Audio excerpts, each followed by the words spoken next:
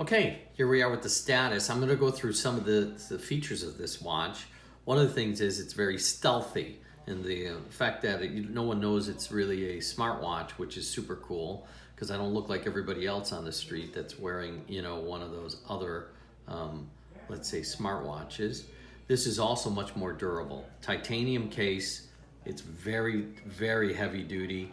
It's made for tactical purposes. It does have your connection for charging here, but this lasts about 4 to 5 days on a full charge. So that even makes it more interesting. All your messages will come at the bottom here when you push this in. As you see here today, I'm at 1,749 steps, completing only 17% of my goal, which I set through my app. And then this is also analog, so you go back to mostly an analog timing instead of digital, which is really great because in tactical you want to be able to see the minutes passing by, not have them digitally given to you. So we also have a second hand, which is great for doctors and EMS that's needing to take pulses. So that's available. And again, if you push into the buttons here, the hands move in order to clear. This happens to go to compass, which is going to do two things: put it in an analog compass mode, but also within and also give it to you in degrees as well. So you have analog and degrees. If I push this again, it'll because I have it set to Los Angeles, it'll give you the temperature outside for Los Angeles. I could have it on a second time zone. That would also give me the temperature of that time zone. Once again, after it's done giving you the information, it retreats back to analog. Push it again, and here we have a countdown timer. I have it set for 1 minute, and I'm going to start it now.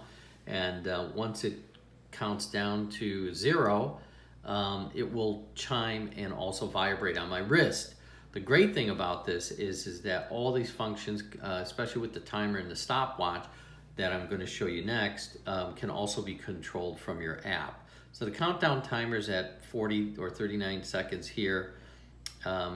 Again, here we have the actual time, which is 4:47, and the date, October the 10th. My steps, the compass, the degrees, the city. And remember I was telling you here's where the countdown timer is, but let's just say I wanted a stopwatch. If I push on the bottom here, I'll get my stopwatch. Even though the countdown timer is still going, I have a stopwatch function. So there we go. I'm timing something.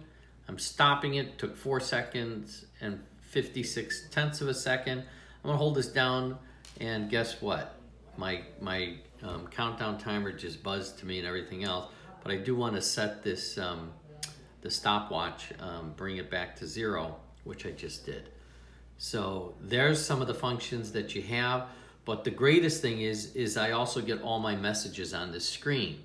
And the messages that I'll get will be Facebook, instant messaging, text messaging, all the basic ones that I'll show you on my app.